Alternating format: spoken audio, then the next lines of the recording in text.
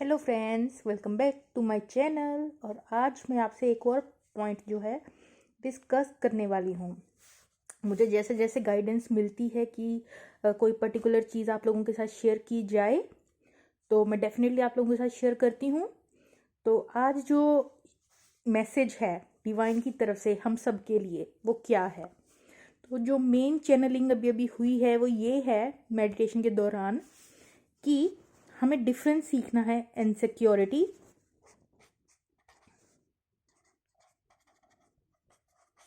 एक तरफ है, इनसिक्योरिटी दूसरी तरफ है, ईगो। एक ये चीज़ है कि इंसान जो है बहुत ज़्यादा, लोग कहते हैं तुम किसी लायक नहीं हो, ये है वो है, इनसिक्योर फील करना, ठीक है, किसी भी सेंस में खुद को दूसरों से कम आंकना, दैट इज इनसिक्योरिटी। खुद की वैल्यू ना करना, खुद की वर्थ ना करना, सेल्फ लव ना करना, that is the insecurity. Root chakra problem, right. जिनका रूट चक्र स्ट्रांग नहीं होता है, बैलेंस नहीं होता है, उनको सबसे ज़्यादा इनसिक्योरिटी होती है, ठीक है। अपना कंपैरिजन करते हैं दूसरों के साथ लोग। सारी जड़ जो है वो है कंपैरिजन की। एक बहुत ही वट एवर द स्पेलिंग, शायद मैंने जल्दी जल्दी में गलती की है, बट ये जो कंपैरिजन है ना, ये बहुत इस 21 सेंचुरी का ना मॉडर्न लाइफस्टाइल का जो कंपैरिजन करने का जो स्टाइल बन गया है ना, एक इंसान का कंपैरिजन दूसरे इंसान से, ये सबसे बड़ा थ्रेट है स्पिरिचुअल जर्नी में। सबसे बड़ा थ्रेट है एक ये लेवल होना, ईगो।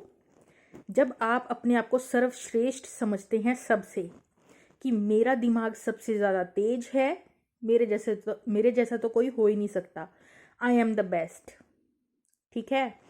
अब हमें सीखना क्या है? Self love. बीच की चीज़, ये बीच की चीज़ आखिर कैसे क्या है? या तो हम अपनी इनसिक्योरिटीज़ को कट करें, सेल्फ लव करें और हम बोलें हम गुड हैं, हम अच्छे हैं, हम बेटर हैं, हम बेस्ट हैं, ठीक है। तो बट अगर हम ऐसा करते हैं तो हम कई बार क्या होता है, ईगो के जोन में चले जाते हैं, मैं आ जाती है हमारे अंदर। तो हमें उस जोन में भी नहीं जाना, तो हमें कहीं बीच का एक पॉइंट ढूंढना होगा, ठीक है, जो कि सेल्फ लव भी हो जहाँ पे, और जहाँ पे इनसिक्योरिटी भी ना हो, ईगो भी ना हो, ठीक है, बैलेंस हो यहाँ। इसको हम नाम देंगे बैलेंस का। तो हमें बैलेंस ही रहना है। तो बैलेंस का भाव क्या है? ये वो अचीवमेंट है, वो उस लेवल की अचीवमेंट है जब आप खुद को, ठीक है, ना तो किसी से कम समझते हैं, ना किसी से ज़्यादा समझते हैं, मतलब इक्वालिटी का भाव।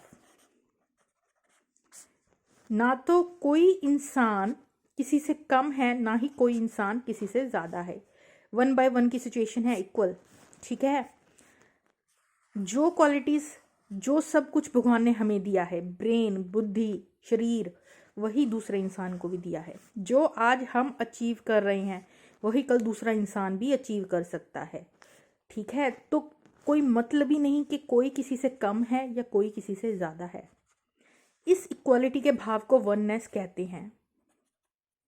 हमें ये समझना होगा यहाँ कोई दो है ही नहीं जिसमें कंपैरिजन किया जाए। हम खुद का कंपैरिजन खुद से कर रहे हैं, तो बड़ा खुद की लड़ाई खुद में आखिर कौन जीत सकता है? कभी कोई खुद से जीत सकता है? हर इंसान हमारी रिफ्लेक्शन मात्र है, माया माया करती है अपना काम।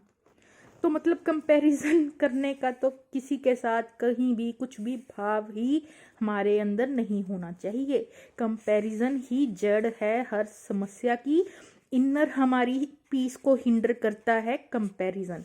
सो कंपैरिजन के भाव को अपने आप से दूर रखें, सेल्फ लव करें, बैलेंस में रहें, इक्वलिटी के भाव में आए, वननेस में आए। ना तो कोई आपसे कम, ना तो आप किसी से कम है, ना आप किसी से ज़्यादा है, ना आपसे कोई कम है, ना आपसे कोई ज़्यादा है, सब इक्वल हैं।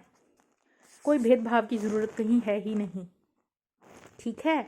बस इतना है, कोई खुद को पहचान लेता है अपनी वर्थ को, कोई नहीं पहचानता, that's it, that's the only case. Insecurity की और ईगो की जगह नहीं होनी चाहिए आपकी लाइफ में। दोनों को एलिमिनेट करें, यही यूनिवर्स का मैसेज है। इक्वालिटी का भाव सीखें, इनसिक्योरिटी भी नहीं होनी चाहिए आपके अंदर, ईगो भी नहीं होनी चाहिए।